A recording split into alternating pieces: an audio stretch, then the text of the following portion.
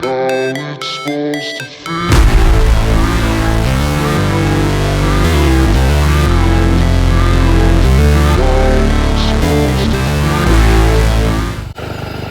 So when I did my last video on my R53, which was a garage walk around, a lot of people asked for more footage of my R53 on the road. So I thought, what better idea than now I'm using it as a daily to do a video focused around using my R53 as a daily driver. So join me and I'll let you know all about the pros and cons of using my R53 as a daily driver.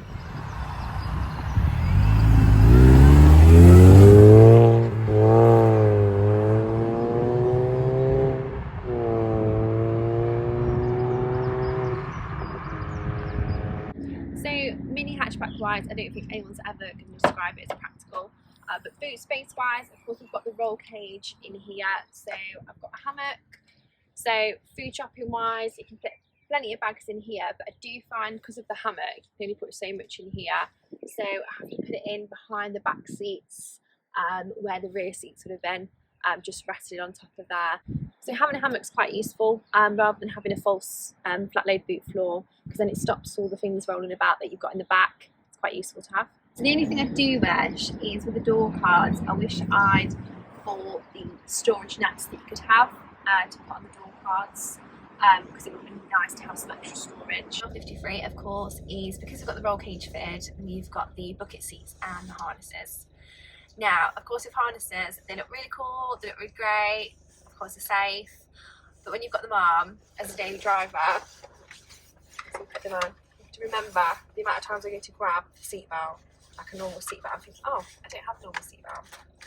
So driving along like this, so you want your sunglasses, or you want your hand sanitizer, or you want a tissue that's in your bag, phone in the footwell that you're using for your sat nav because it's sprung out of your phone holder, then forget about it. You can't, because you're in a harness. So remember that before you fit harnesses to your car. Or even better, you know when you get to the barriers where you have to press the button to get a car parking ticket, or even when you're trying to reverse on a busy road, you can't say because you've got your harness on, and you're literally just trying to lean out the window as a female with not very long arms. So there you go. So another thing I'd say is, with the gear knob, I went for a Mishimoto lightweight gear knob, which of course is metal.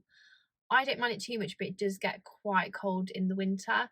So if you do get quite cold hands, or you don't really appreciate a bit of cold in your car in the winter, then I probably wouldn't opt for that, if I'm completely honest. So I went for the grey GP style dials. Only downside of this is when you've got the full beams on, you can't always see the blue light symbol illuminated. The only ironic thing of this is the headlights tend to have a tendency to go yellow, so they're not always as bright. Fuel consumption wise, I know a lot of people moan about the R53s for fuel consumption, and I asked a few people on Instagram to suggest some questions and what they wanted to see in this video, and a few people did mention fuel consumption, but I don't actually think it's that bad. I think it depends, of course, on the style of driving, the cost of fuel, because I know different fuel stations vary. I do only put the super unleaded fuel in this, so of course that is slightly more expensive, but that's just due to the age of car. So I suppose most people with an R53 would opt for that fuel. So I'll show you on the screen now how I worked out my fuel consumption. And it might vary a lot. As I say, a few R53 owners, it is quite a common thing for people to moan about R53 owner wise, about the fuel consumption. Another thing to consider, of course, is the tax. It's quite a high tax group, so it is quite expensive to tax. So again, for a daily with the fuel consumption, if it isn't on your side, it isn't the most fuel efficient and cost effective car to run.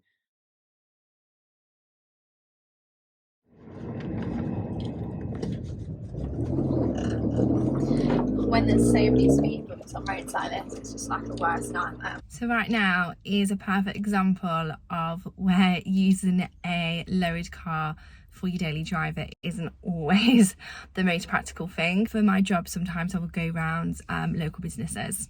I don't tend to park in their car parking spaces. I tend to park on the road. I don't want to use up any of their parking spaces that for customers. So for example, if it's on an industrial estate, of course parking on the curb can be a bit of an issue for myself, as I don't want to pull my bumper off, as it will scrape on my front bumper on some curbs if I try and park up the curb. I've had to find a bit of lowered curb, or I have to park next to the curb, which obviously on industrial estates isn't always the best, because you might be in the way of like a lorry or something like that that's trying to squeeze through a little gap. So just another thing to bear in mind when using a car like mine as your daily driver. I'd say that's the only thing when you drive a lowered car as a daily, is if you do a job where you're not going to the same place every single day, like with me, sometimes Google Maps will take you down a route that you're not familiar with, and it'll be a road that's got like a million speed bumps on, so it's always fun.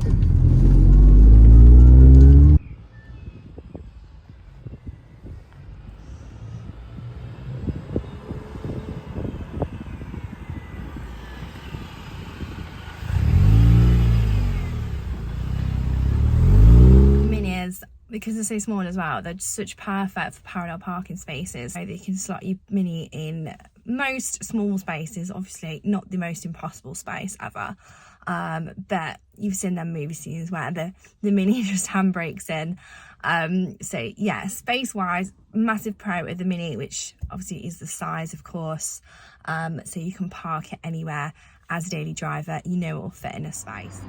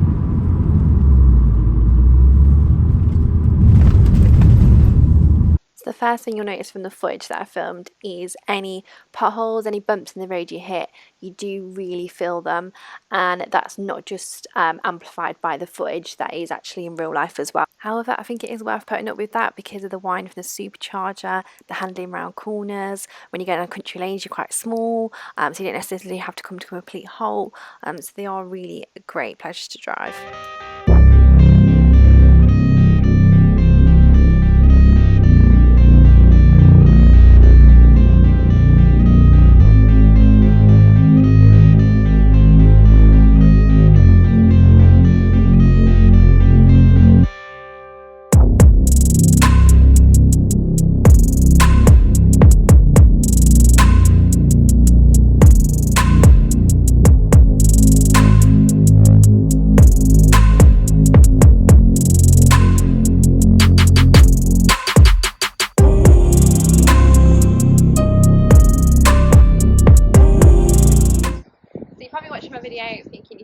Lots of negative things about using your R53 as a daily, but I wouldn't change it. I'm really enjoying it. It's so fun to drive. It's small, so you don't have to worry about having to park it anywhere.